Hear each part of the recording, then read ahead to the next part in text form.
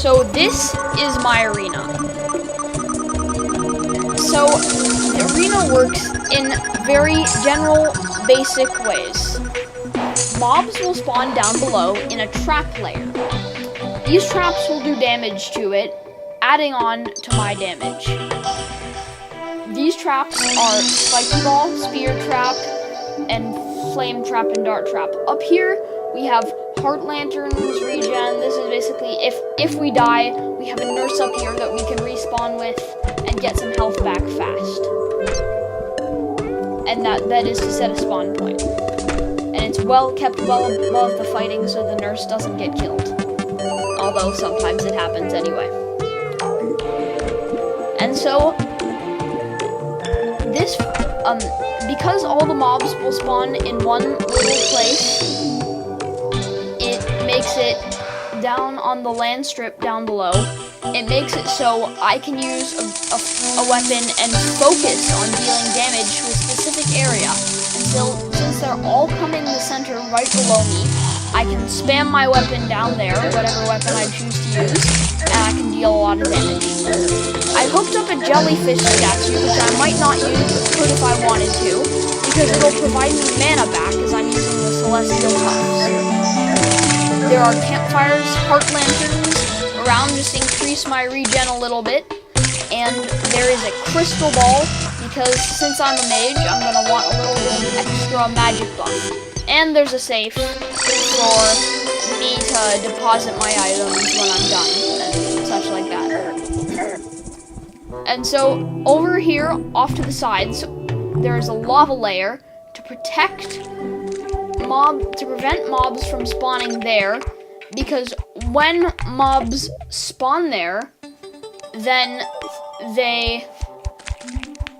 when they spawn there, they can, they get off to the side and it's harder for me to deal with. So, as you can see, I've just spawned the Pumpkin Moon, and I'm going to start by using my Bat Scepter by spamming down the middle, and as you can see, the health coming back to me means I'm dealing damage to the mobs below, and so you can see I just advanced a wave.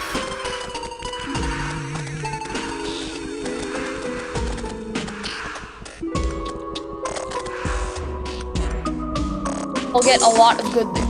So these first few waves will flick by very fast. I bet that a lot of people will be done with the first 5 waves within 10, 15, 20 seconds, maybe a minute. It's pretty good. The Bat Scepter is a great weapon to use like that. If you have the Razor Blade Typhoon, it's slightly better. Now, in wave 4, when the first boss begins to spawn, and you can see he's down there, I killed him very fast with my Blizzard Staff, you're going to sometimes want to drop down because the Bat Scepter does very little damage to the bosses with high defense. And so you can just spam your Bat Scepter down until you're pretty sure there's a boss. And once you can see like a projectile attack and stuff, you know there's a boss. You can go down there and you can use your fastest sort of weapon at best at dealing damage per second. And so, as you can see, the first pumpkin has spawned, and now I would highly recommend the bubble gun because it has a short range but deals great damage. And once he goes into his phase on you, there's only really one weapon I would recommend. That's the Blizzard Staff, but you could use a Razor Blade Typhoon as well. The other weapons simply are for more ranged magic, so in close quarters it's harder. The Blizzard Staff is great for dealing a lot of damage, but there are 2 reasons against it. One, it's really hard to use, and the other, it chews through mana. A great weapon that would be used instead of it, and is much easier to get, is the Razor Pine. This is a drop from the Frost Moon,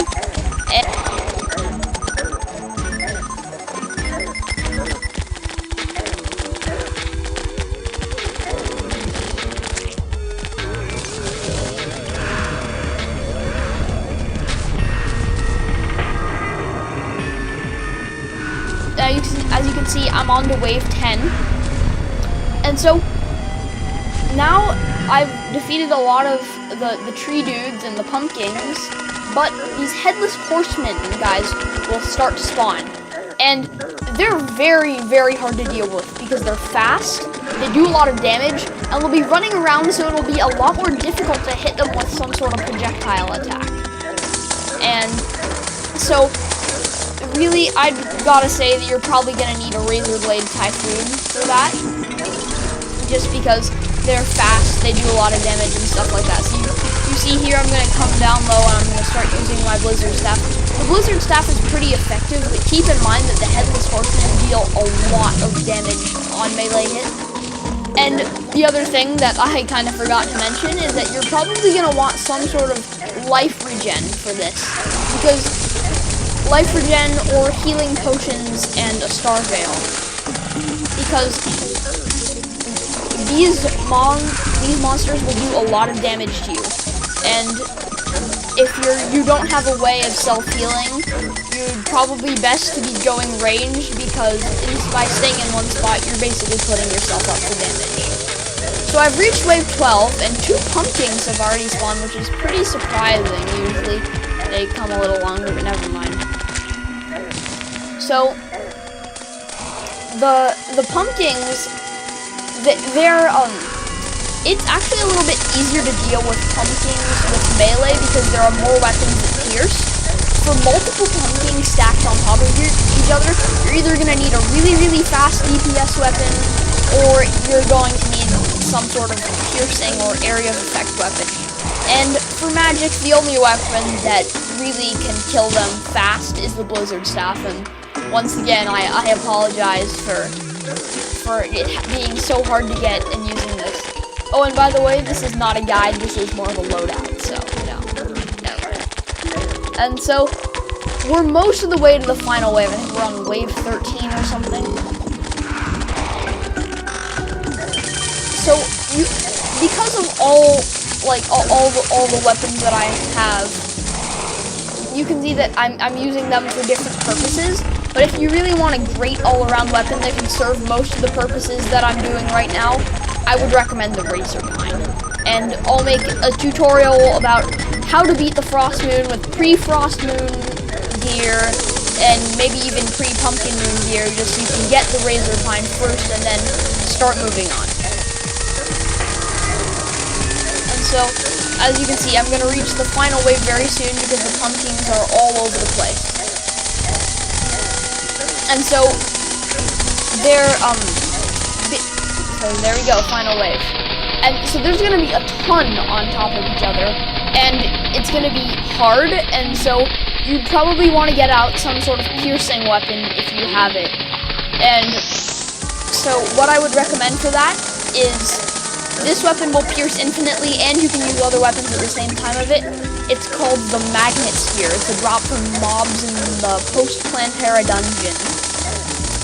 And so the Magnet Sphere will pierce infinitely, and it can be very, very easy for you to, it can be very easy for you to pierce through a lot of mobs and kill them faster, because, as you can see, if they're all stacked on top of each other, you can only do damage to one. And so, you see, that's me using the Magnet Sphere. And one other reason for using the Blizzard Staff is that all the tree dudes down there, they can stay alive pretty easily if I don't do some form of damage to them. And you can see that a lot of projectiles are making it down the hall. The nurse was whatever. Anyway, so you can see some of the projectiles are making it down there and killing them. And so, I made it to the final wave at 105. I'm not sure if you can see it in the bottom corner. If you can see in the bottom corner, but as you can see, there's a lot of loot getting piled up around me. And I just think it's really, really cool. The Pumpkin Moon is kind of fun because you can test it as, you can use it to demonstrate your loadout and have a bunch of fun like that. So, a bunch of my NPCs got killed. Shoot.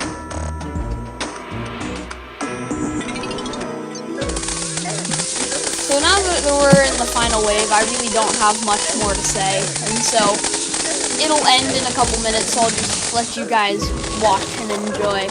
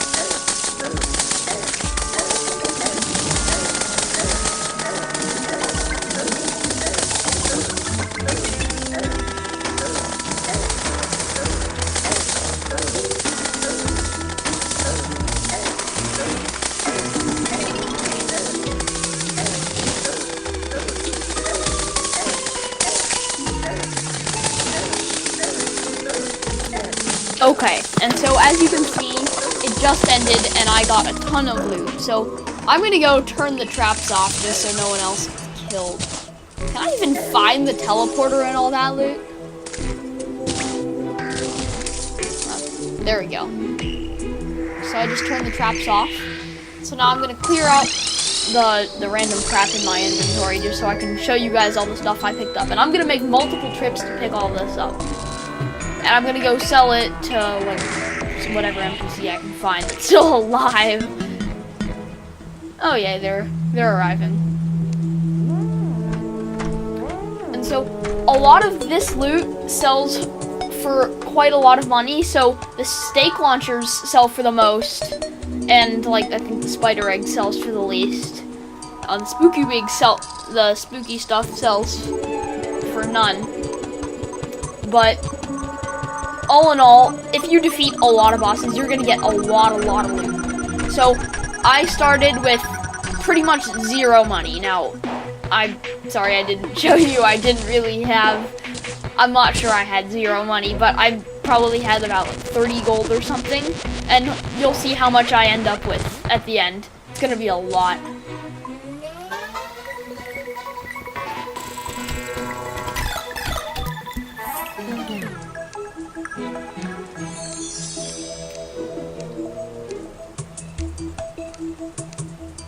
I've got to say that I really like the Pumpkin Moon event because it's a really great opportunity just to make a ton of money. The Frost Moon is harder because the bosses are harder to kill and drop pretty much the same stuff.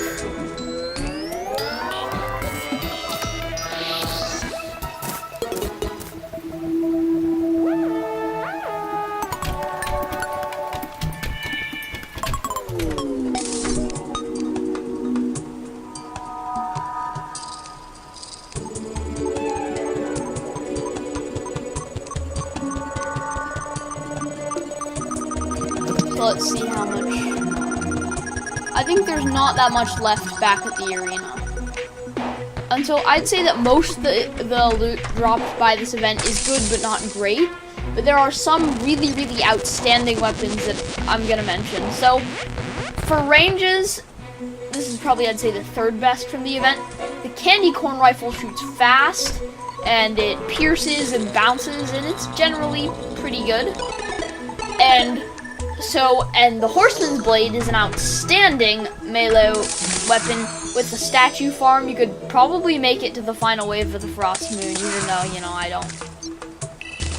don't really consider that legit, but you know, it's definitely doable.